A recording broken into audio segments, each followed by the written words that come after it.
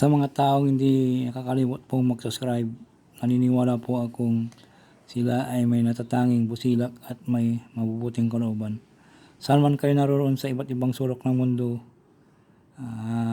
sana kayo ay palaging malakas at malayo sa sakit araw-araw. Pagpalang araw po sa inyong lahat, tanghali, isishare ko lang po sa inyo.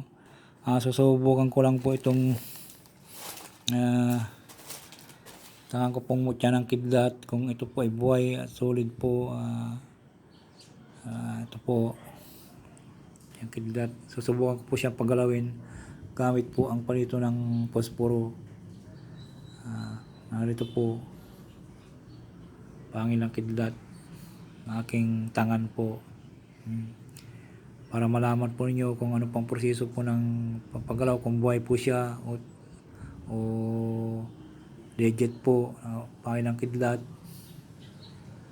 ito po ay nakukuha lang po, pambira lang po itong makukuha kung pagkakalupsan nyo ng Diyos ang makapangyarihan sa lahat. Yung iba po, pag hindi pagkakalupsan nyo, yung makukuha nyo po yung mga basag-basag po, pambira lang po, pagkakalupsan nyo ang buo na galing sa talagang bukal sa kalooban mo na ipagkakalupsan nyo ng Diyos ang makapangyarihan sa lahat.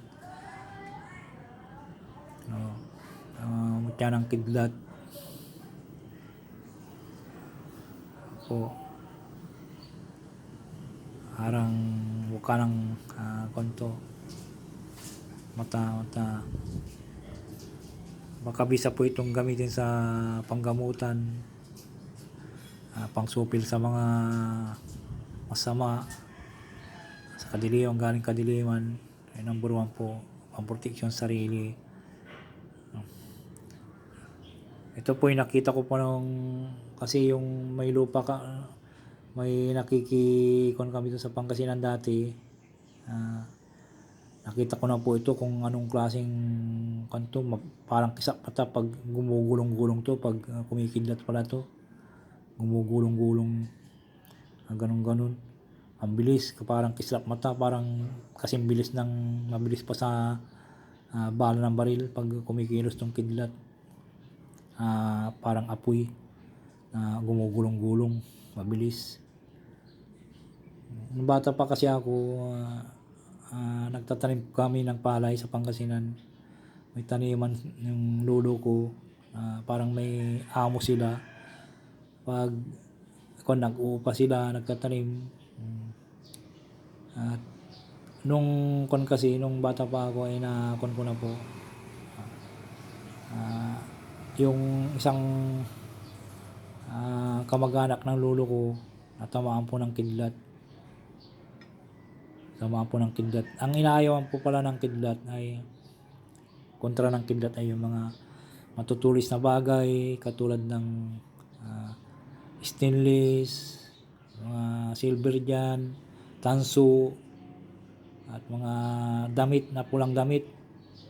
Ayan, kontra dito, ayaw niya. Kaya yung natamaan po nung pamangkin ng lolo ko nakadamit po siya ng pula. At yung panty niya po ay pula nung nakon namin. Grabe pala pag tumatama yung kidlat sa tao. Amoy sunog na talaga. Amoy sunog na sunog. Ang tinamaan sa kanya yung sa likod po niya, tinamaan. Katabi niya po yung asawa niya dati nung natamaan, pero yung asawa niya nasyak lang. Yung babae lang namatay, natamaan talaga. Ang bilis talaga ng kidlat, kaya napakabilis po talaga ng kidlat.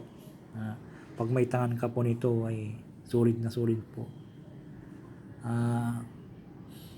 Kaya ito yung the best po ito, na pag may tangan ka po ng kidlat, kung ipagkakalob sa iyo talaga ng Diyos na makapangyarihan sa lahat, ito ay ipagkakalob sa iyo. At wala pong kahirap-hirap kung talagang ibibigay sa iyo. Ito po ngayon po ay susubukan ko po kung ito po ay talagang legit po at buhay na buhay. Isang beses ko lang po susubukan to, ngayon ko lang susubukan po. Kung ito po ikukan po sa Ito po ay posporo. Pag ito ay gumalaw, umiikot, ibig sabihin po ay tunay pong kidlat, legit po. Kaya susubukan po natin. Ngayon ko lang po sinubukan to, tagal-tagal ko po ng dito ko lang po susubukan. Yung mga iba po kinukuskus nila, hindi ako maniwala dun sa mga ginagawa nila. Kinukuskus, amoy pulbula. Yung kidlat po ay kusa po siyang halimbawa sa kagipitan po, kung gagamitin mo sa tutulungan ka niya, basta sa kagipitan lang po, yung talagang tulungan ka niya talaga, walang posible sa kanya at gagabayan ka ng kidlat. Kung ang kinuha ng kidlat po yung kalooban mo, makapumbaba ka at matulungin sa tao, gagabayan ka talaga nito, ang pangil ng kidlat. Kaya ikukon ko po sa inyo, kung iikot po siya, ito po legit, gagalaw po siya. Kaya susubukan po natin at gagalawin natin. Subukan po natin itong posporo. Kinuha ko po dito po sa posporo. At hinawakan ko po yung cellphone, kaya pasensya na po kayo, hindi ko mabuksan yung posporo. Wala po itong magnet na magnet.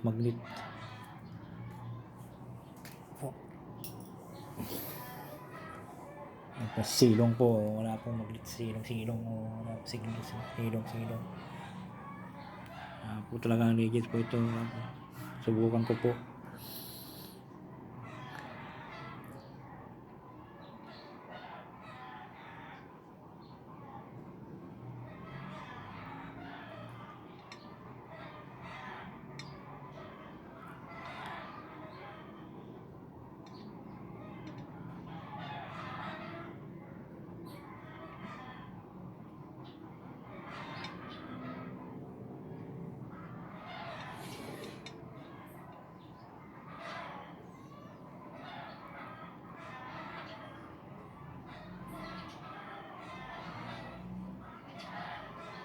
Gumagalaw po siya, lakas ang galaw niya.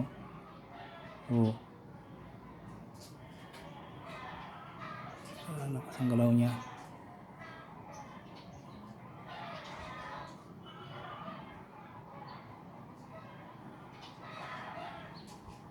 Galaw po siya. Ngayon ko lang po nasubukan to na galaw po siya, ang galaw niya.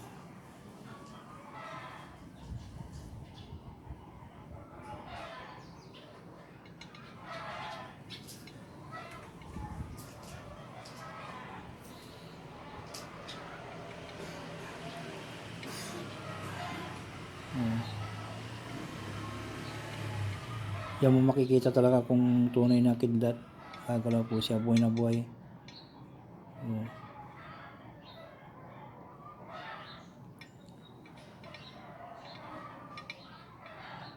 Yan pong kidlat ko, gumagalaw, umalog pa.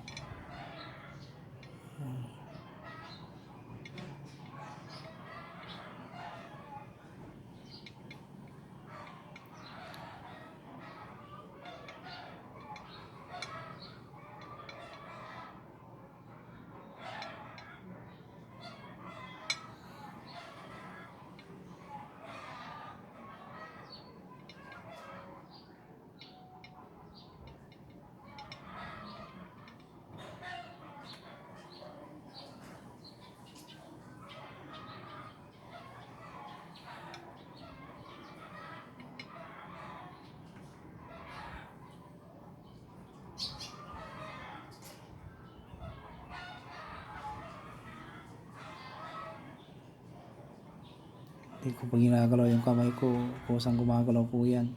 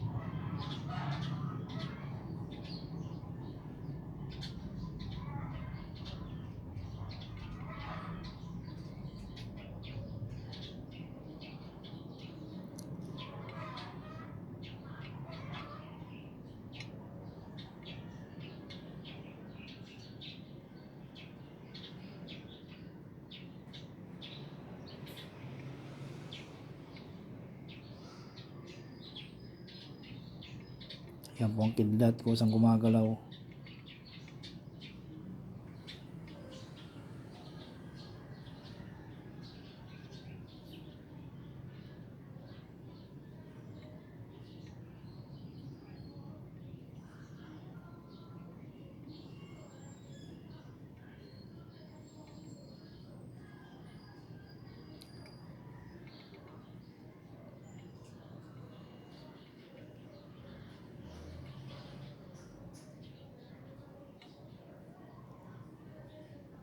Kita nyo naman po yung pitik niya. Oh. Oh. Papakita po siya ng ano.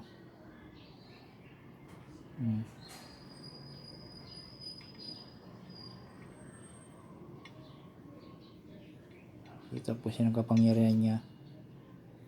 Ito po legit talaga na kidlat. Nagaling kalikasan. Maraming salamat po sa inyo lahat. Sana po sa mga naniniwala lang po ito, sana po huwag kalimutang mag-subscribe, mag-like, and share.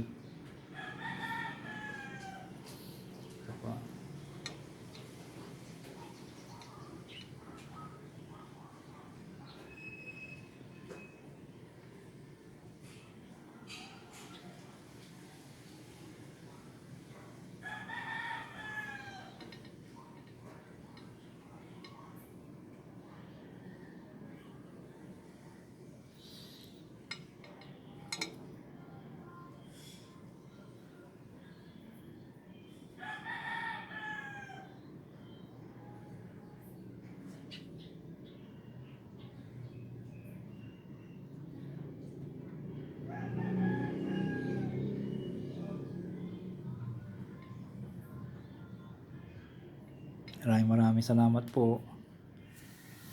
Pungkon po yan. Wala pong maglit sa silong. Talagang sulit po talaga na ito.